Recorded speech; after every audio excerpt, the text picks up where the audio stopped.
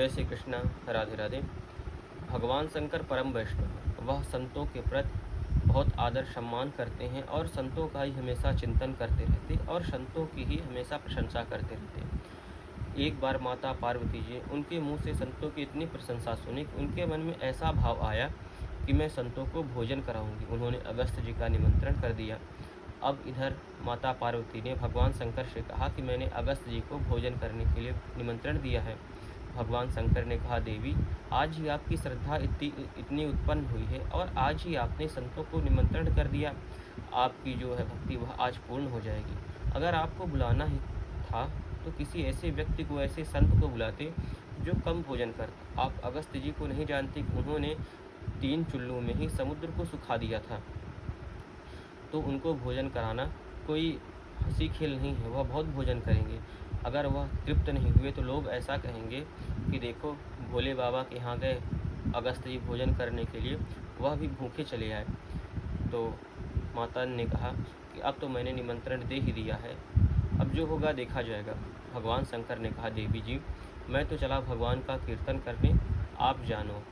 अब इधर माता जी का एक नाम अन्नपूर्णा है। उन्होंने सोचा कि मैं तो पूरे विश्व का भरण पोषण करती हूँ, तो क्या मैं एक संत को तृप्त नहीं कर सकती। उन्होंने भोजन करने की तैयारी कर दी। भोजन के पहाड़ लग गए और माता ने कहा कि देखो यह कितना भोजन करते हैं। अब इधर जैसे ही अगस्त्य जी आए, अगस्त्य जी भोजन करने के लिए बैठे तो उन्होंने इतना भोजन किया कि सारी जो पहाड़ लगे थे भोजन के, वह सारे ख़त्म हो गए। अब इधर माता जी और माता की सहेली थाल की थाल, परात की परात आने लगी भोजन की। अब इधर अगस्त्य जी की जो जठराग्नि थी वह और तीव्र हो गई। अब उन्हें भोजन हाथ से लेने की ज़रूरत नहीं पड़ती, वह हवा के माध्यम से उनके मुख में अपने आप प्रवेश कर जाता भोजन। अब इधर माता जी की जो सहेलियाँ थी, सखियाँ थी, वह भी सोचने लगी कहीं हवा के वेग से कहीं इनके पेट में हम भी न चले जाएं।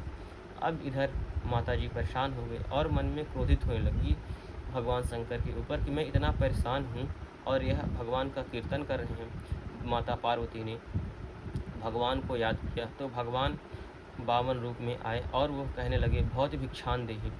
माता ने सोचा अभी तो हम एक ही को भोजन करा रहे थे, वह भी तृप्त नहीं हो पाए, यह दूसरे भी आ गए, इनको भी भोजन कराना पड़ेगा। माता जी बहुत धर्म संकट में पड़ गए और उन बटुक ब्रह्मचारी को भी बुलाया भोजन कराने के लिए। अगस्त्य जी के सामने ही उनका आसन लगा दिया। अगस्त्य जी ने मना किया कि हमारे सामने आप इनका आसन मत लगाइए।